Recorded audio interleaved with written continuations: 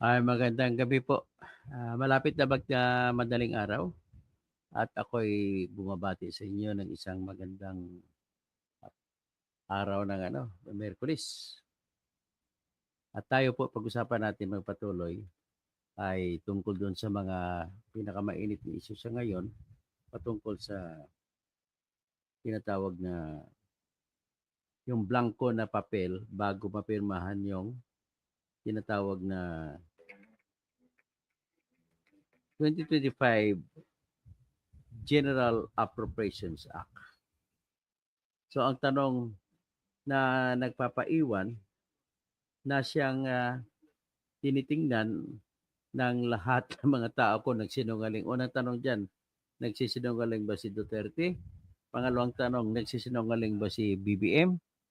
Pangatlong tanong, nga nabuo ko na ngayon. May magic po na nangyari sa ating budgetary sa ating budget, no? Hello, sound.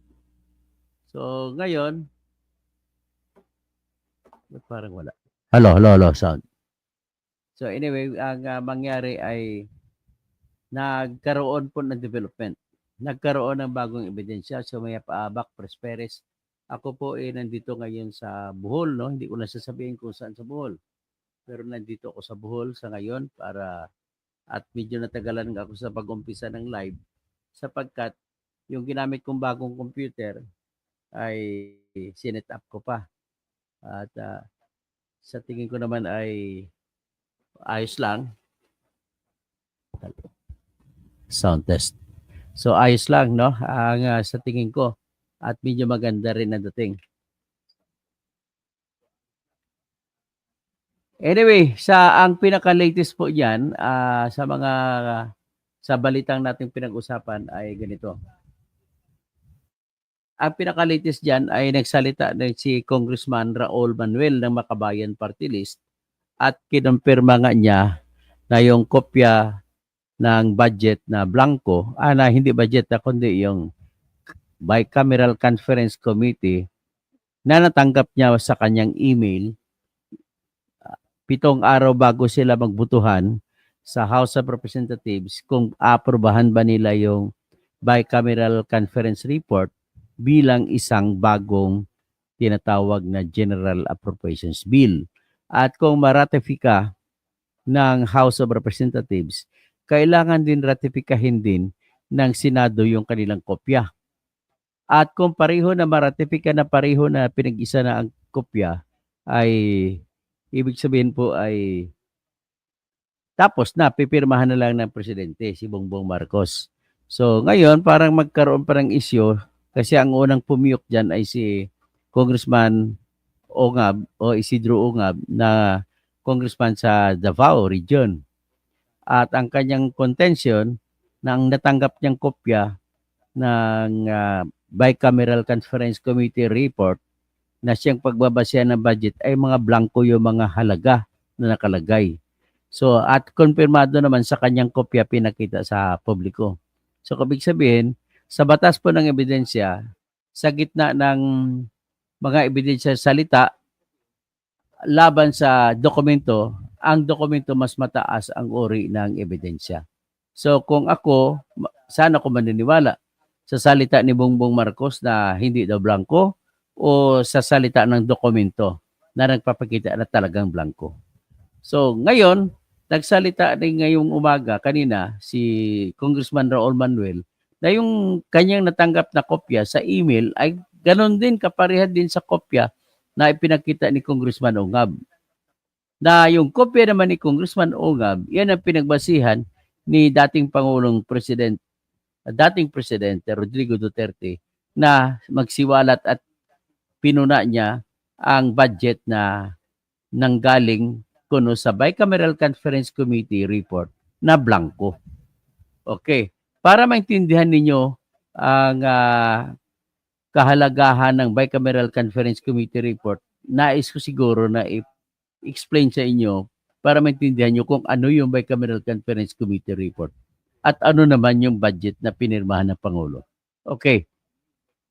Pero bago yan, nais ko rin lang isiwalat na sa interview kanina ay no comment si Jesus Cordero, no comment si Grace Poe na siyang chairman ng Finance Committee ng Senate, na siyang nagre-representa para sa Senado, nandun sa bicameral conference ng dalawang pinagsama na kongreso ng House at kongreso ng Senado. At nagpalabas din, nagkonfirma din pala si Gloria Arroyo na yung kanyang kopya ng pinasa sa kanya sa email niya na Bicameral Conference Committee report, blanco nga. Si Congressman Raul Manuel ay nakita niya, blanco nga. Walang pinag-iba, pareho. Ang pagkakaiba lang sa in-email kay Congressman Raul Manuel, mas marami ang nakapirma. Sa kopya naman ni Raul Ungab ay kung may ibang mga kopya doon na nakapirma kay Raul Manuel na hindi nakapirma sa kopya ni Raul Ungab. So, ni Raul Ungab, si Sid Ungab. So ngayon, ladies and gentlemen, konfirmado na po na talagang blanco ang Bicameral Conference Committee report. Okay, kung blanco, ano ba ang kahalagahan? Sabi ko kanina, ganito po yun. Pagkatapos na magdebate sa House of Representatives patungkol sa budget, at pagkatapos ng debate rin sa Senate patungkol din sa budget, ang mangyari po sa mga budget na pinagdebatihan ay magkakaroon ng pagkaiba-iba. Iba yung inaprubahan ng House of Representatives na kaiba-iba, yung mga nakalagay na item na paglalagyan ng pera ay iba. Halimbawa, isa sa mga pagkakaiba-iba sa bersyon na hawak ng House of Representatives, ang kanilang kopya ng budget ay may nakalagay na akap na 39 billion pesos na ipupundo sa akap. Ngayon, sa kopya naman ng Senado, ang akap ay zero kasi tinanggal nga ni Amy Marcos.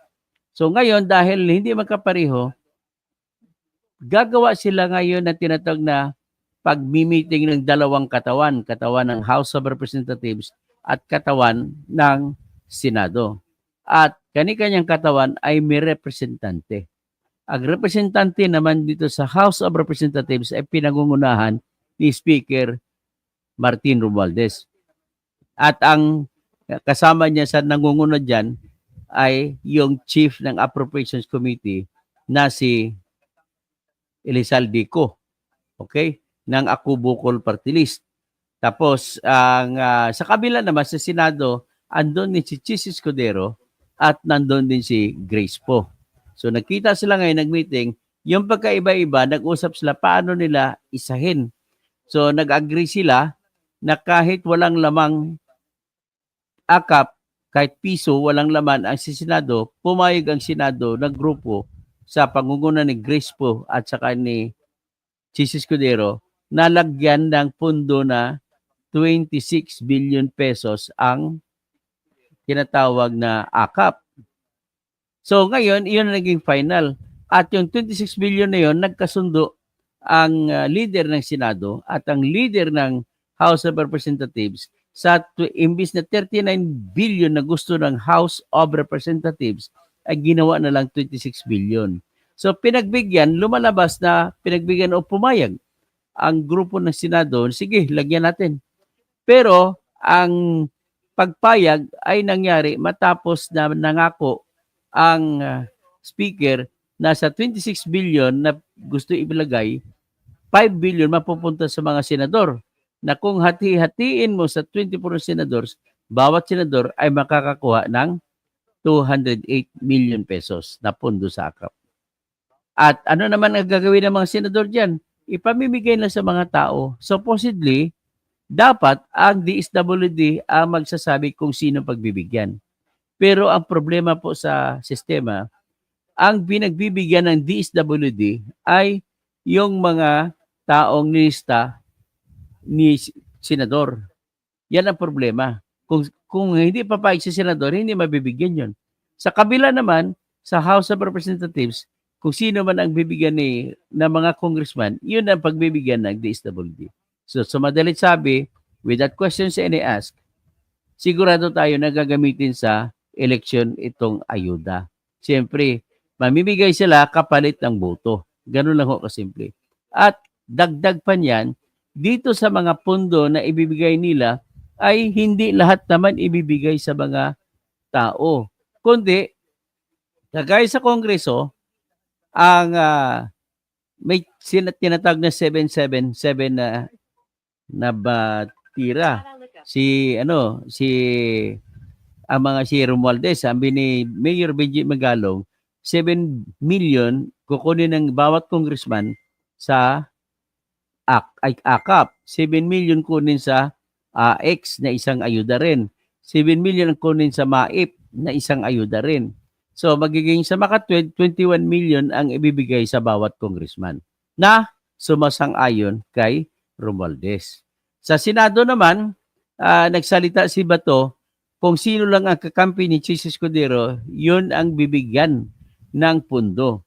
Binanggit ni Bato na noong wala pang issue, hindi pa siya kaaway ng grupo ng liderato ng Senate, ay nakakatanggap siya ng para sa mula sa AX na pinagbibigay niya rin daw sa lahat ng humingi ng tulong sa kanya. At pati sa MAIP, binigyan din siya. Pati sa AKAP, binigyan din siya. Pero matapos siyang magpatawag ng investigasyon na kung saan ipinresenta doon sa investigasyon si Jonathan Morales, ay tinigil ng pagbibigay ng pundo sa kanya. Sa Makatwid, nakumpirma natin na yung mga pundong ito ay nabibigay lamang ito sa kung sino ang kakampi ng presidente. Ganun lang po kasimple yan. So ngayon, balik tayo doon sa tanong na sinasabi sa AKAP, sinasabi ng House of Representatives na binibigyan nila po may 26 billion, pero ito manangyari sa pagkatapos lang mag-ayusan, isusulat na daw yun kagad nila. Isusulat nila. Kopyahin lahat-lahat. Pero, at pagkatapos pala masulat, ibibigay kopya sa bawat congressman at bawat senador. So, this time, ang ginawa nila, in-email nila. So, bago may panibagong butuhan na mangyari sa House at hiwalay na butuhan sa Senate. Ang hiwalay na butuhan, ang tawag niyan ratifikasyon o ratify. Ano ang pinagbubutuhan kung aprubahan o hindi? Yung resulta ng Bicameral Conference Committee na pinagsigo-sigo o pinagtugma-tugma ang pagkakaibang provision sa House at saka sa Senate. So ngayon, pag matapos na mag-usap sila maayos-ayos na, i-imprinta ulit ito. So yung in-imprinta ulit, yun po ang natanggap sa email ng bawat congressman at bawat senador. At ang lahat po yan ay pirmado ng kung sinong pumirma sa Bicameral Conference Committee. Sa parte po ng Senado, 7 lamang po na senador ang pumirma. Yung iba ay hindi na pumirma. Ang pumirma dyan ay si Win Gatchalian, si Cynthia Villar, si Mark Villar, si Grace Poe, si Chis Escudero, si Jingo Estrada, at saka si GB Ejercito. 7 sila. Ang kasapi ng representante ng Senado sa Bicameral Conference Committee ay 17. Pero 7 lang ang pumirma. Ibig sabihin, hindi aprobado. Dapat kasi majority ng mga senador. Sa kabila naman na side, ang pumirma sa House of Representatives ay isa lang sa kanilang hindi pumirma. So ang hindi pumirma ay yung representante ng Rizal Province na si Duavit, Congressman Duavit. Tapos ang pumirma naman sa House of Representatives, pinangungunahan niya ni Martin Romualdez, ni Saldico ng Ako Bukol Party List, at saka yung kagrupo nila na corrupt din, si Manix Dalipi ng Zamboanga City. So yan po isa pumirma dyan. Pati si Akop pumirma din dyan. So, ibig sabihin, kasama sa sindikato si Akop.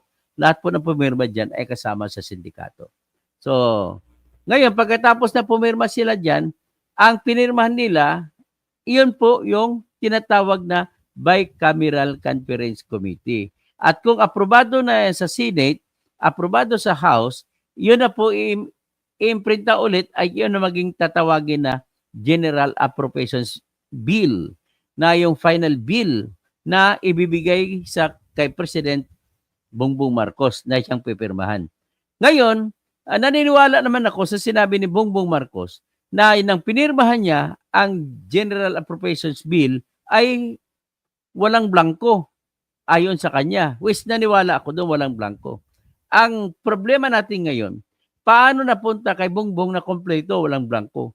Ang pinanggalingang dokumento ay maraming blanco. So ibig sabihin, nung nag-imprinta ulit para ibigay ang kopya kay Bongbong Marcos, ay mayroong nagmagic, naglagay ng mga halaga sa bawat blanco. Isa doon sa mga blanco ay yung mga irigasyon sa National Irrigation Administration. Lumalabas na pinalaki mula 56 billion, nagiging 69 billion ang budget sa National Irrigation Administration. Nang ibig sabihin, kontrata po yun. Ang ibig sabihin naman kontrata ay kikita sila sa porsyento sa komisyon. Kaya pinalakihan yon. So anong ibig sabihin ngayon? Bakit walang laman na halaga nakalagay sa Bicameral Conference Report patungkol sa National Irrigation Administration? At nung nagkaroon na ng kopya sa General Appropriations Bill na pinirmahan ni Ginoong Marcos, ay may laman na 69 billion. Ano ibig sabihin nun? So, ibig sabihin, may magic talaga na nangyari. At isa lang ibig sabihin ito, nagsinungaling si Bongbong Marcos sa pagsabi na hindi blanco yung Bicameral Conference Committee sapagkat dalawang congressman na nagkonfirma, magkaiba-ibang partido, sa congressman na makakaliwa, si Raul Manuel o Makabayan Party Black, nagkonfirma na yung kanyang kopya na binigay sa kanya ni General Appropriations ni Bicameral Conference Committee report ay blanco. So, nagtugma sila ni Ungab. Ganon din kay ang kopya naman nagsalita si Gloria Macapagal Arroyo ay blanco rin. So, ngayon, yan po ay dokumento laban sa mga salita. Mas paniwalaan ko ang dokumento. Ganon ho kasimple. So, ngayon, ang nagtataka naman ako sa grupo ng mga ibang vlogger na bakit suportahan ninyo yon si Marcos? Hindi naman yun ang tinatawag na blanco doon ay ang Bicameral Conference Report. Hindi yung General Appropriations Bill. Kaya nagtana na nalulungkot ako. Matatalino pa naman itong mga vlogger karamihan. At bakit suportahan ni sinabi ni Bongbong Marcos? Klaro-klaro naman sa dokumento na blanco. Ang hindi blanco, yung pinirmahan ni Bongbong. Tama yun. At naniwala rin ako na talagang may magic talaga nangyari. At bakit? At dahil pinirmahan ni Bongbong Marcos ang mga magic na nangyari, ibig sabihin kakutsaba siya sa pag-magic-magic ng ating mga budget. Simple ba yun? Mahirap ba intindihin yun? Di ba simple lang intindihin yun? Kaya dyan nagsimula po kasi ang lahat ng proyekto sa Pilipinas sa budget na yan. At kung hindi natin matukoy na maayos ang ating budget, ang ibig sabihin nun ay mauwi sa wala yung pinaghirapan ninyo. At mauwi sa wala yung pagtakbo ng ekonomiya ng bansa. Kasi malaking bahagi ng takbo ng ekonomiya ng bansa ay nakasalalay po sa budget natin. Ganun lang ho kasimple. Example, kung paano direkta maka-apekto sa ating ekonomiya, ganito yan. Pag dinamihan mo construction, no doubt, maraming pagko-construct o paggagawa ng tulay, paggagawa ng lahat-lahat klase na mangyayari. At kung marami na gano'n na mangyayari, ibig sabihin po, maraming mga trabaho o mapoproduce. So maraming mga tao na mga karpintero, kantero, mga latero, o may isipin, kailangan din latero, tsaka yung gumagawa ng mga kabilya, at mga nangangailangan sa mga transportation ng mga simento, marami ang mga ma-produce na trabaho. Kaya tataas yung bigla, pero pansamantala lamang yan, yung pagbigla ng pagganda ng ekonomiya. So yung may mga kontrata, marami naman yan mga trabahante, siyempre kakailanganin niya kakain, so yung mga palibot na mga kainan ay kikita rin. Pagkatapos niyan, kikita yung pamilya ng mga nagtatrabaho. At kung kikita pamilya ng trabaho, at least medyo maganda ang takbo ng ekonomiya sa gana ng mga construction workers, engineers, at saka mga contractors. Ganon po yan ang resulta. Ngayon, kung ibibigay lamang nila sa ayuda, naman napakalaking bahagi, magkano? 26 billion sa ayuda sa kapos ang kita program. na binibigay ito sa mga may trabaho, may sweldo, pero minimum wage at nagkaroon lang damang daw ng inflation o pagtataas ng mga presyo sa pangunahing bilihin. Kaya bibigyan sila ng mga one time, usually 5,000. At nangyari dyan ay may magic-magic. Maraming pirma na pinirmahan na hindi naman totoo natanggap. So maraming mga mirigres piatos na nangyari dyan sa AKAP. Next, yung pagbibigay din ng AX, ganun din, kagaya rin yan sa AKAP, pero tutukoy lamang yan sa mga taong nasa krisis. Halimbawa, krisis, may namatayan o hindi makabayad ng tuition at matatanggal sa school dahil wala pang budget tuition, o di kayo may biglaan sa ospital at na emergency at bibigyan sa pang-ospital na pang-emergency. At lahat po ng klase na emergency kasi ang pangalan nga, pundo para sa mga tao na nasa krisis. Kung sa English pa, assistance to individuals in crisis situation. Ang isa pang pundo na dati tupad ang pinagkukunan nila ay tulong yan para sa mga tanggal sa trabaho at magkaroon ng pansamantalang trabaho, bibigyan ng 30 days sa trabaho at bibigyan ng sweldo mula doon. At ang isa naman programa na sa ngayon pinalit nila ay yung MAIP, Medical Assistance for Indigent Persons. Ito naman ay binibigay din naman nila sa mga nangangailangan ng pundo sa ospital lang. Okay. So ito ang pinagpalit nila kaysa maraming mga proyekto. At tinanggalan nila ng proyekto ng pundo ay yung 30 billion, 50 billion mula sa 4Ps. Ano ba yung 4Ps? Yung 4Ps po na pera binibigay na may kondisyon, ibibigay sa mga mahirap na pamilya sa kondisyon na ipapag-aralin ninyo mga anak ninyo. Yan pong 4Ps. At dito, wala tayong duda, although maraming mga nakalusot na mga mayayaman nakakuha ng 4Ps, pero generally speaking, marami pong naitutulungan ang 4Ps. Marami po naging abogado mula sa pamilya ng mga 4Ps. Marami naging engineer, naging teacher, naging doktor mula sa pamilya ng mga magulang na mga mahirap. Okay? So, ngayon, ang wala talagang kwenta dyan, yung AX at saka ayuda at saka MAIP. Ang problema kasi niyan kung bakit yung 4Ps ay binibigay ng direkta ng DSWD sa mga tumatanggap niyan, na mga tinatawag na beneficiaryo. Sa pamamagitan po na nilagay mismo sa batas ng 4Ps na ang magbibigay na DSWD ay ibibigay sa pamamagitan ng accredited banks. So direkta sa ATM ng mga beneficiaryo sa 4Ps. O di kaya kuminsan ginagawa ng paraan, pinapadala sa pamamagitan ng Palawan Express. O di kaya sa GCash. O di kaya Maya. Marami na silang pamamaraan. So ibig sabihin, kung ganun pamamaraan, hindi makagalaw, hindi makamagic ang mga congressmen kasi direkta nga pagbigay. Ganon din ang nangyari dito sa PhilHealth. Sa PhilHealth na tinanggalan ng 74.4 billion, ang nagbibigay direkta sa ospital, magbayad ay PhilHealth mismo, direkta sa ospital ang bayad, hindi dadaan sa congressman. Kaya ayaw na mga congressman yun. So ayaw nila ng 4Ps, ayaw nila yung PhilHealth. So ang punto doon, kinuha nila, nilagay nila ngayon sa ayuda kasi hindi makapagbigay DSWD ng pera kung walang endorsement ni congressman o ni senator. Ganun po yun ang pangyayari dyan. Okay?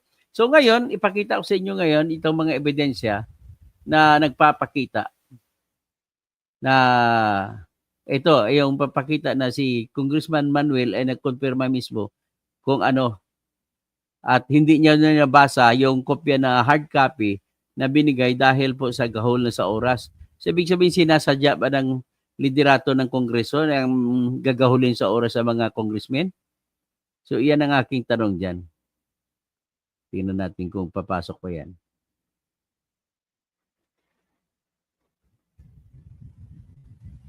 Ito.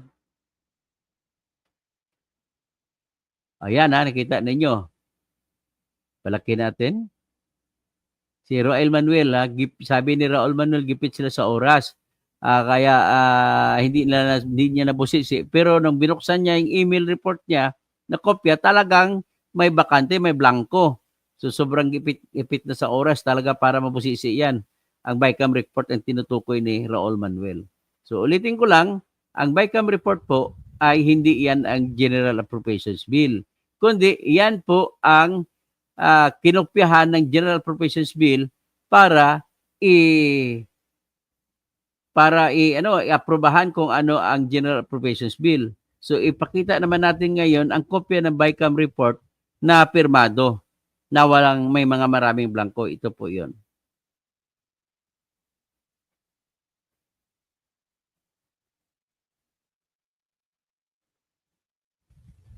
So nakita ba niyo? Yan. Yan po ang kopya ng report na napirmahan. Sino bang pumirma dito? O si Grace po. Sa Senado, si Cynthia Villar, number 2. Si Senator Gatchalian. Tapos sa kabila, si Senator G.V. Ercito. Isa-isa natin to.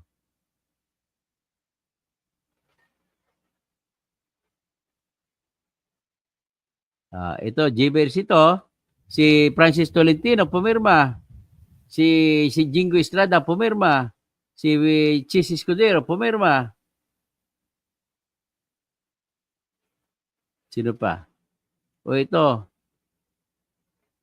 Joel Villanueva, pumirma din pala eh. O si Juan Miguel Zubiri, pumirma. Tapos si Mark Villar, pumirma. O si Amy Marcos, hindi pumirma. Di ba?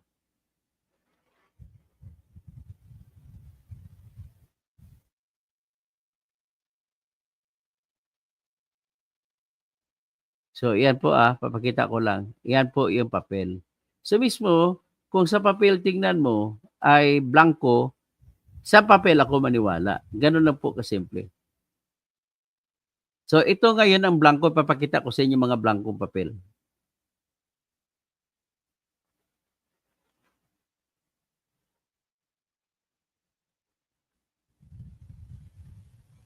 Ito.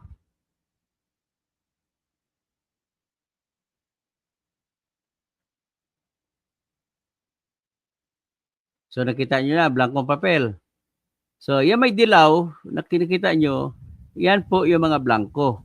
So nakikita ko sa pinapalabas ko ngayon, after acronym niya, delete the amount and figures, i-delete niya 74 billion, 570 million, 743,000 pesos and replace it. Ang nakalagay dyan sa final sa GAA ay 69. So binawasan pa pala nila ng 5. So after the acronym PCA, tinaasan din yan. So ibig sabihin, marami po ang nagiging bakante. Ayan, mga may dilaw. So ang tanong lamang po ni Congressman Ungab, bakit yung representante nila sa kanilang hanay na mga congressman ay bakit pumirma? Yon.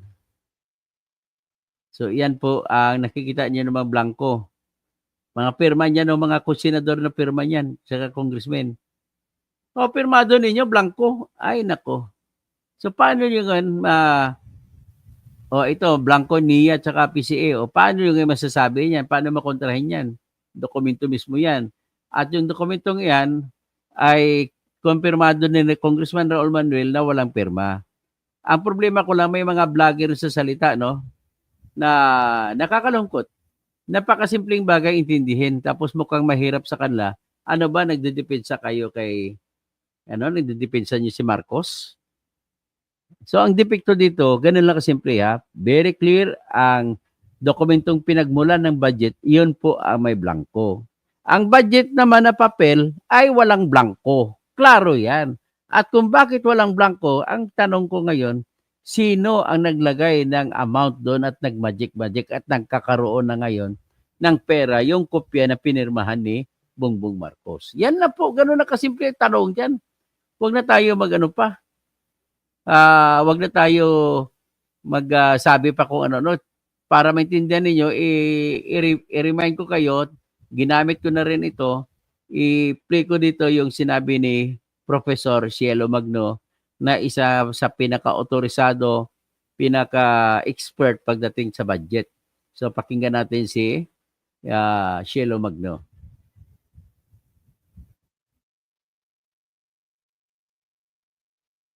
Saan ba si Cielo Magno? Ay, pang-apat, pang-lima, pang-una. Ayun, pang-una. Ika mo na, ito. Ito si Cielo Magno. Si Cielo Magno to, neutral ito siya. Oh, yan. Yan. Pakinggan natin siya. Pakinggan natin si Cielo Magno. Kung totoo pong kulang-kulang yung datos, ay sino ang nagpuna at nag-fill up ng mga kulang-kulang na datos? Hindi po natin masagot at ma-verify kung sino yung tama dahil hina-highlight po nito muli yung problema natin sa bicameral, kung gaano siya ka-opaque, walang accountability, hindi transparent. Dahil hindi naman po natin nakikita kung ano nga ba yung report ng bicameral committee, hindi po yan pinapakita sa publiko.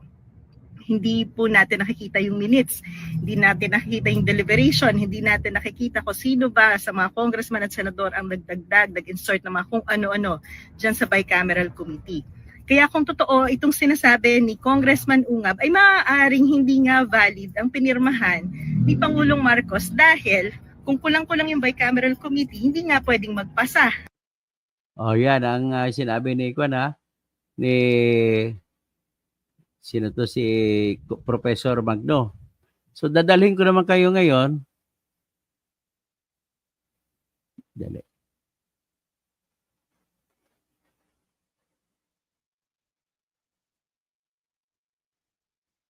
Dito sa usapin nito,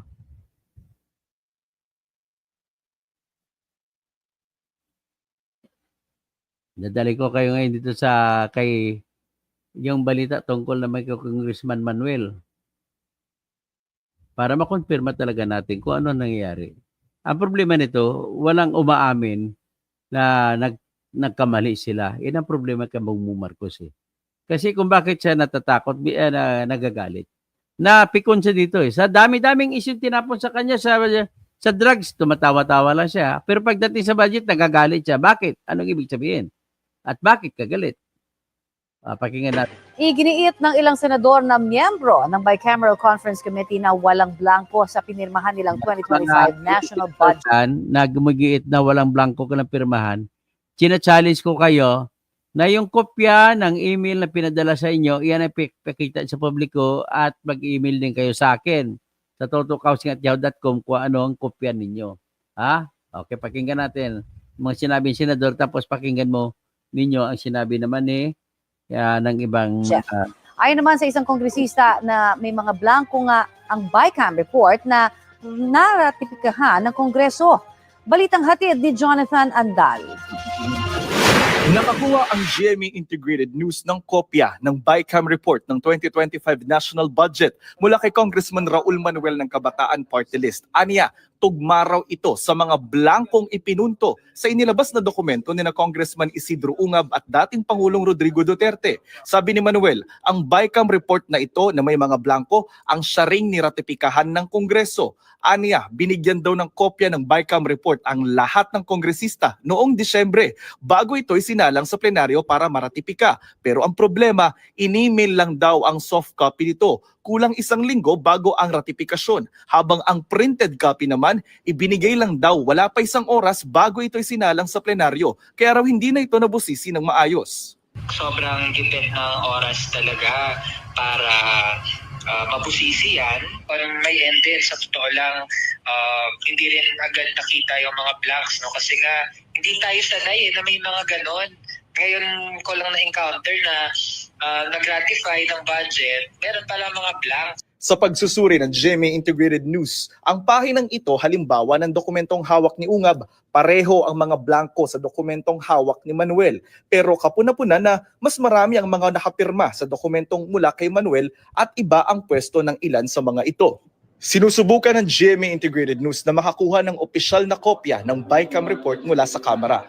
Sa proseso ng pagpasa ng budget matapos ratipikahan ng BICAM report, ito ang magiging basihan ng General Appropriations Bill o GAB na isusumite sa Pangulo. Oras na pirmahan ito ng Pangulo para maisabatas, ito na ang tinatawag na GAA o General Appropriations Act. Ang tanong ni Manuel, Kasama sa BICAM report na niratify ng Kamara ay yung mga blanks. After ratification, saka bago pirmahan, sino yung nag-fill in the blanks? Yun ang dapat may tanong. sumagot dyan. At ang pwede lang makasagot, ang mga bahagi ng BICAM, tsaka yung Pangulo.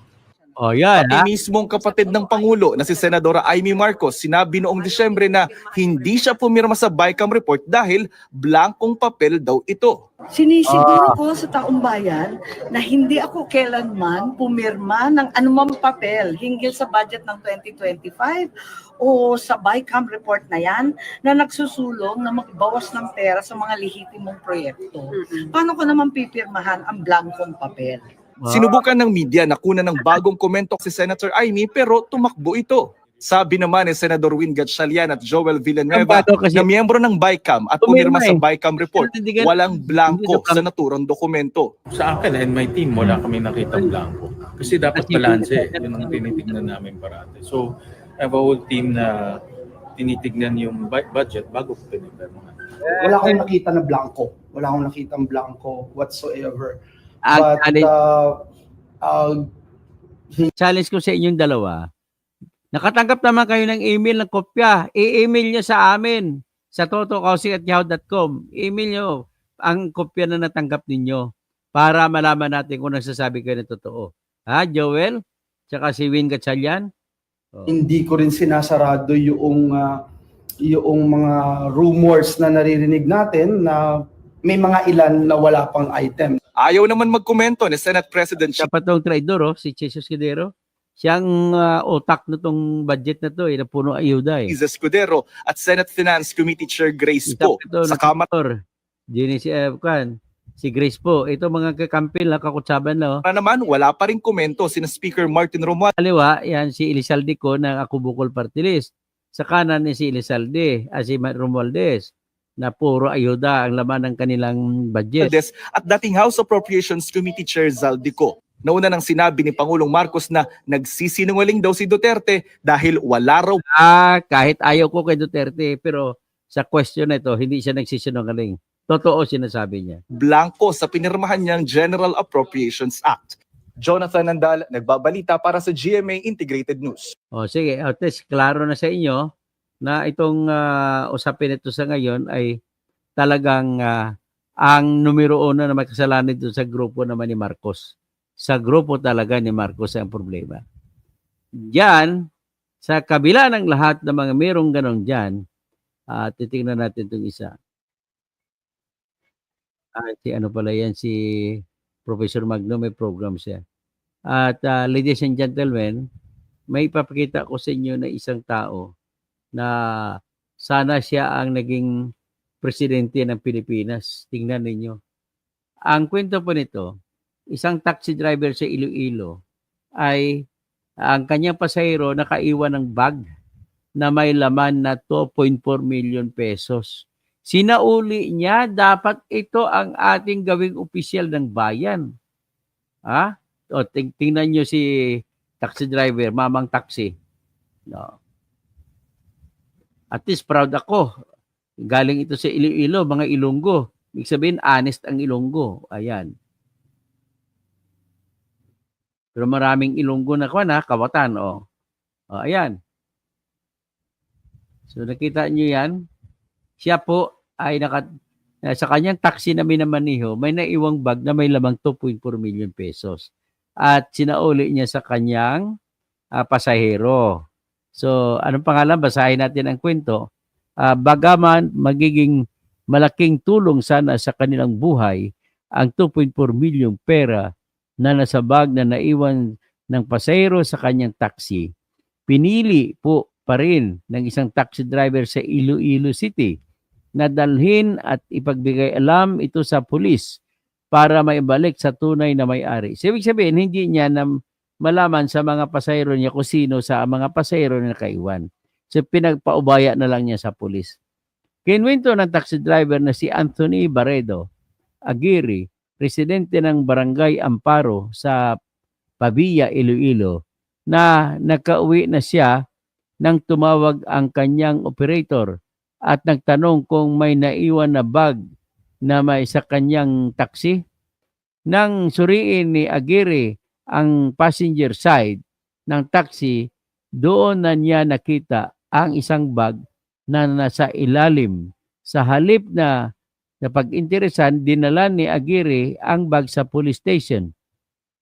Ayon kay Aguirre, ibinabalik niya ang lahat ng bagay na naiwan sa kanyang taxi dahil inilalagay niya ang sarili sa mga taong nawawalan ng gamit. Kahit nawala na umanong bigay na pera sa kanya, malaki pa rin ang pasasalamat ni Aguirre sa pagsasauli niya ng pera. Proud naman si Maria Elna na ginawa ng kanyang mister ang naiwang pera. Sabi niya, happy ako sa aking asawa. Nakatagpo siya ng pera tapos ibinalik niya kasi hindi naman dahil sa totoong nangangailangan din kami, kundi dahil sa hindi sa amin yon. Agad na, ano ba yan? May sirap, may kuwan pa. Agad na saad ng ginang. So yan po ang ating napakagandang balita sa kabila ng mga kakurakutan ng ating congressman. Sana naman ang ating mga congressman na siyang pinagmulan ng mga budget sa buong Pilipinas.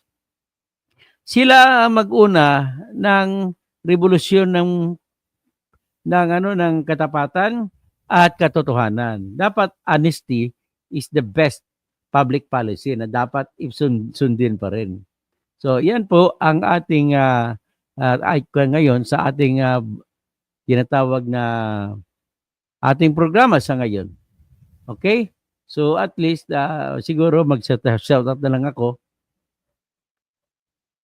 kay Shishine TV, gandang gabi, no? Tapos sino pa?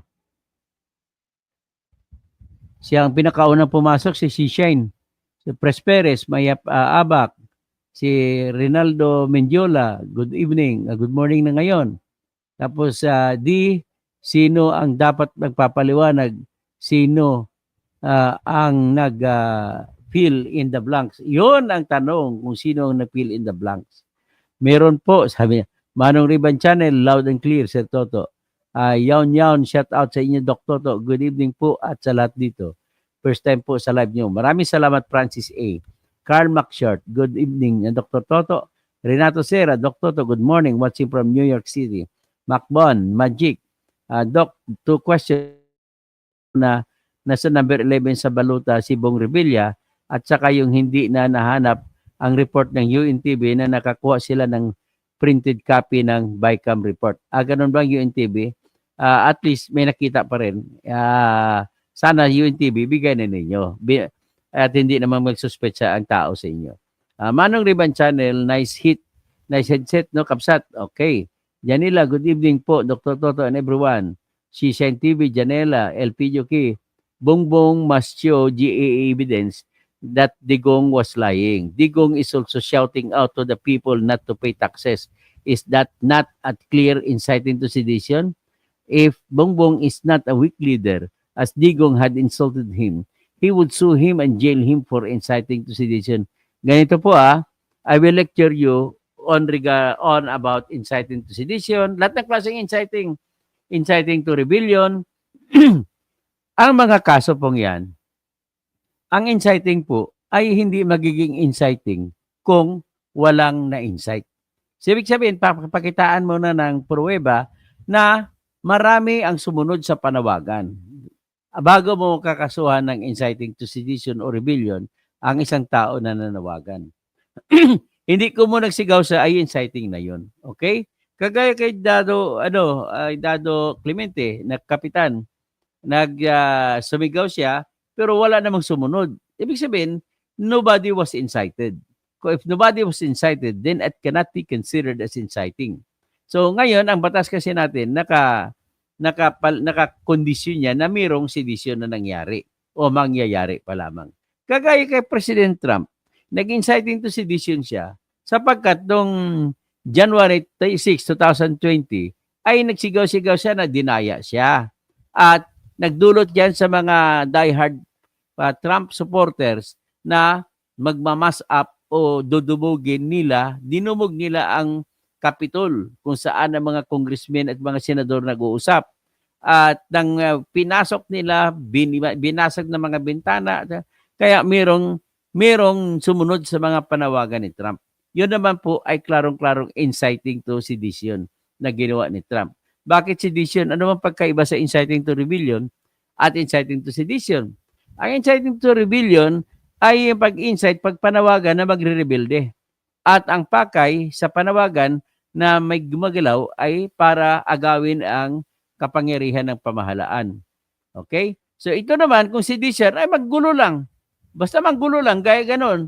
Kumbaga yung tumulto o sa fray ang mangyari niyan. Kumbaga hindi mo na malaman sa sobrang dami ng mga involved. So that is sedition. So kagaya ng anarchy na gulong-gulo na, hindi mo na malaman. Nagkapanahon yun ni Erap ata, nagkaroon ng anarchy nung pinatanggal si Erap sa pwesto. So si Mel NSG naman ang live report ng UNTV na nakakuha ng copy Senado, naka-take down na sa buwatan talaga. Ay nako. Oo nga, naka-take down na pala sa UNTV. So Francis A, coaching agad, grabe. For sure kinontak ang UNTV kasi na-debunk agad sila, kaya siguro iwas issue ang mainstream media ngayon. Pagaw Baker, good morning po. Dr. Engineer Toto Bunyog, long live. Shine TV. Si Shine TV pala, kanya-kanyang nakaw ang mga walang hiya. Ruel Cagbay, si Kimbo din, sobra din niya magnanakaw yung Stella Marikimbo. Mga kamag-anak ko sa Marikina, huwag nyo nang ibuto yan. Please lang. Huwag nyo ibuto si Stella Marikimbo. Yung reyna ng mga Christian Dior, mga lumang bag or LV, mga ano pa bang ibang mga mga tinatawag na pangbanidoso na mga gamit. Kung ano ang gown niya, yun din ang nakaterno yan lagi. Yun din ang bag niya.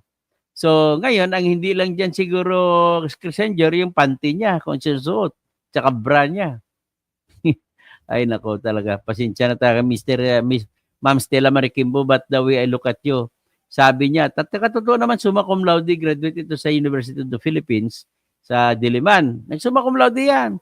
Pero, nagtrabaho na, hindi pala siya totoong summa cum laude. Magna lang. Bakit magna? Magnanakaw eh. Ayan. So, Pablito Cam, dumadami lalo mga tulisan.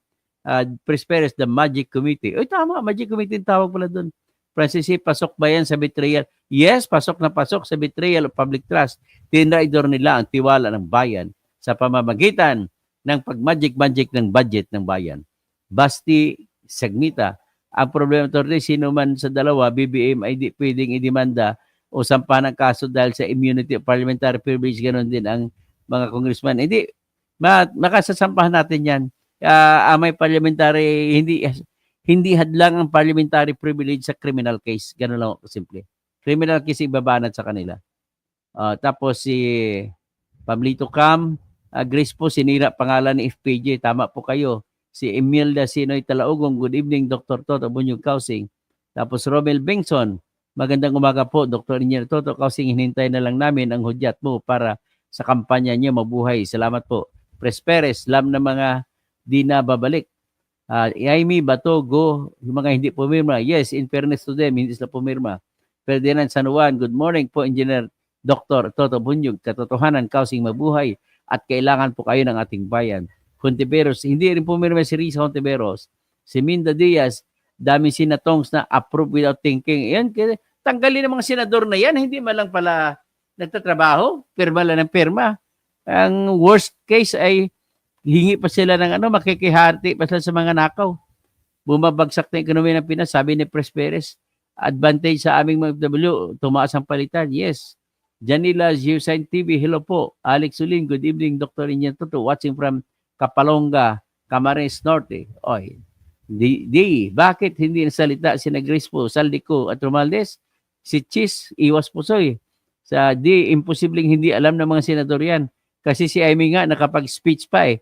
Si Amy nga, kinampirma din ni Amy na blanco. May blanco kaya hindi siya pumirma. Romel Bengson, dapat siguro ang imbestigahan niyang mga nakapirma sa BICAM report na may mga blanco. Tama ka. Carl Mac Short, Jill Villanueva, show proof. Joel Villanueva, show proof. Naka-private yung report ng UNTV, naka-private ba? Tingnan ko nga sa UNTV. General Ben Reclamador, si Grace po, tatakas na yan sa Amerika. Fernando Rafael Cuervo, listening from Logroño, La Rioja, Espanya. Ang sistema ng politika sa Pinas ay medyo komplikado. Texting only, testing only. Di ba si Cheese, kampo ni Lini yan? Actually, hindi naglini yan si Cheese. Traidor yan sa kay Lini. Ben Reclamador, independent si Cheese noong eleksyon. Wala siyang presidente. O tama ka. Fernando Rafael Fernandez Cuervo. Tapos saludo ako sa taxi driver. Mabuti pa taxi driver. Good evening, Sir Toto Kausing. Regine Ford, good evening, Attorney Kausing. Carl Maxshort. Doktor, may update po ba sa EC case nyo against Comelec tungkol sa nuisance? Wala pang update. Si Tata Licop, relax ka lang sa problema mo. Honesty is the best policy, sabi ni Fernando Rafael Fernandez Cuervo. Rakwit, good morning, Dr. Tito. Toto, thanks po sa mga taga-Bohol, ng mga subscribers ko. Magandang umaga po. Nandito tayo ngayon sa Bohol. Vlogging from Bohol tayo ngayon. At i-check siguro yung check ba natin yung UNTV o sa susunod na natin banatan yung UNTV. Bakit kaya nawala daw? Okay, magandang umaga.